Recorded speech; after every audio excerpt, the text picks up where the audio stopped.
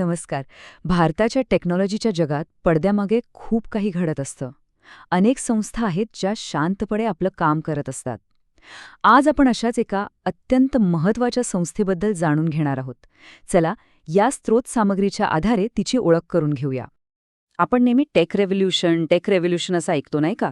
पण कधी विचार केलाय की या सगळ्या मागे नक्की आहे तरी कोण? कोण आहेत त्या संस्था जे हे सगळं घडवून आणतायत? चला, आज जरा पडद्यामागे डोकावून पाहूया. तर या मोठ्या प्रश्नाचं उत्तर दडलंय एकाच नावामध्ये, आणि ते नाव आहे CERI. CERI म्हणजे central electronics engineering research institute.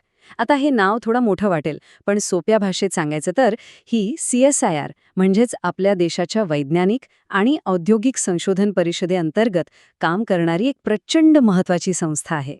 खरं तर ही आपल्या देशाच्या इलेक्ट्रॉनिक्स रिसर्चचा एक पॉवर हाऊस आहे असं म्हटलं तरी चालेल. चला पटकन काही महत्त्वाच्या गोष्टी बघूया. याची स्थापना झाली होती 1953 मध्ये, म्हणजे विचार करा, देश स्वतंत्र झाल्यानंतर लगेचच. ही संस्था आहे राजस्थानच्या पिलानी इथे, आणि यांचं मुख्य काम तर ते आहे इलेक्ट्रॉनिक्स आणि सेमीकंडक्टर रिसर्च. आज आपल्या आयुष्यात या दोन गोष्टी किती महत्त्वाच्या आहेत हे वेगळं सांगायला नको, नाही का? चला तर मग आता जरा थेट त्यांच्या लॅबमध्येच जाऊया. बघूया तरी की तिथे आतमध्ये नेमकं चालतं तरी काय, हे लोक कोणत्या गोष्टींवर संशोधन करतात. पहिलं आणि सगळ्यात महत्त्वाचं क्षेत्र म्हणजे सेमीकंडक्टर आणि मायक्रो इलेक्ट्रॉनिक्स. अरे वाह, हे तर आपल्या हातातल्या स्मार्टफोनपासून ते लॅपटॉपपर्यंत प्रत्येक गॅजेटचा जणू आत्माच आहे. इथेच तर बनतात इंटिग्रेटेड सर्किट्स म्हणजे ICs आणि MEMS म्हणजे मायक्रो इलेक्ट्रो मेकॅनिकल सिस्टम्स आणि वेगवेगळे सेन्सर्स. सगळा खेळच इथून सुरू होतो. आता पुढचं क्षेत्र आहे RF आणि मायक्रोवेव्ह इंजिनिअरिंग. थांबा, नाव ऐकून घाबरू नका. हे जरी खूप टेक्निकल वाटत असलं ना, तरी याचा संबंध आपल्या रोजच्या जगण्याशी आहे. देशाच्या संरक्षणासाठी लागणारे रडार सिस्टम्स असोत किंवा आपल्या हातातले मोबाईल फोन म्हणजेच वायरलेस कम्युनिकेशन, या सगळ्याच्या मागे हेच तंत्रज्ञान काम करतं. आणि तिसरं क्षेत्र, हे तर आपल्याला थेट फ्युचरमध्येच घेऊन जातंय. ते म्हणजे स्मार्ट सिस्टम्स आणि AI. जरा कल्पना करा, घरातली सगळी उपकरणं एकमेकांशी बोलतायत, म्हणजेच इंटरनेट ऑफ थिंग्स. किंवा मग स्वतःहून शिकणाऱ्या, विचार करणाऱ्या मशीन्स म्हणजेच आर्टिफिशियल इंटेलिजन्स. हो, ह्या सगळ्यावर CERI मध्ये काम सुरू आहे. आणि चौथं पण तितकंच महत्त्वाचं क्षेत्र आहे पॉवर इलेक्ट्रॉनिक्स. म्हणजे बघा, आपण सौर ऊर्जेबद्दल इतकं बोलतो, तर त्यासाठी लागणारे सोलर इन्व्हर्टर्स किंवा एनर्जी वाया जाऊ नये म्हणून लागणाऱ्या एनर्जी मॅनेजमेंट सिस्टम्स, या सगळ्या गोष्टींवर इथे काम होतं. देशाच्या ऊर्जेच्या गरजांसाठी हे किती महत्त्वाचं आहे हे तर उघडच आहे. बरं, आता हे सगळं भारी संशोधन होतंय, पण ते फक्त लॅबपुरतंच मर्यादित आहे का? अजिबात नाही.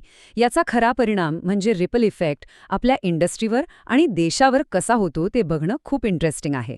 तर ही प्रक्रिया कशी चालते बघा. लॅबपासून ते थेट देशापर्यंत. CERI नवीन टेक्नॉलॉजी बनवते, ती थेट इंडस्ट्रीपर्यंत पोचवते. यातूनच मेक इन इंडिया आणि डिजिटल इंडियासारख्या मोहिमांना खरी ताकद मिळते. आणि महत्त्वाचं म्हणजे देशासाठी लागणारी अत्यंत गरजेची उपकरणं इथे तयार होतात. आणि याचा फायदा कोणाला होतो? तर संरक्षण, आरोग्य, शेती म्हणजे आपल्या देशाचा जो कणा आहे त्या महत्त्वाच्या क्षेत्रांना. CERIच्या टेक्नॉलॉजीमुळे ह्या क्षेत्रांमध्ये अक्षरशः क्रांती घडते आहे. पण एक मिनिट, CERI फक्त आजच्या टेक्नॉलॉजीवरच काम करत नाहीये. ती उद्याचं भविष्यसुद्धा घडवत आहे, म्हणजे उद्याचे संशोधक. चला बघूया विद्यार्थ्यांसाठी इथे काय काय संधी आहेत. इथे विद्यार्थ्यांना इंटर्नशिप आणि प्रोजेक्ट्समधून खराखुरा हँड्स ऑन अनुभव मिळतो. ज्यांना संशोधनातच पुढे जायचंय त्यांच्यासाठी PhD प्रोग्राम्स आहेतच. आणि सगळ्यात भारी गोष्ट म्हणजे जगातल्या सर्वोत्तम लॅब्सपैकी एक असलेल्या लॅबमध्ये काम करण्याची संधी मिळते. ही तर एक सुवर्णसंधीच आहे. तर मग आपण हे सगळं पाहिलं, पण या सगळ्याचा सार काय? मुख्य प्रश्न हा आहे की CERI आपल्यासाठी इतकी महत्त्वाची का आहे? याचं उत्तर अगदी सोपं आहे.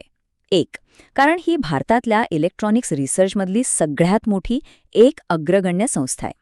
दुसरं म्हणजे देशातच नवीन टेक्नॉलॉजी बनवण्यात म्हणजेच आत्मनिर्भर भारत या आपल्या स्वप्नाला साकार करण्यात तिचा सिंहाचा वाटा आहे. आणि तिसरं, जे आजच्या जगात सगळ्यात महत्त्वाचं आहे, ते म्हणजे चिप डिझाईन आणि सेमीकंडक्टर. या क्षेत्रातलं तिचं योगदान खरंच अमूल्य आहे.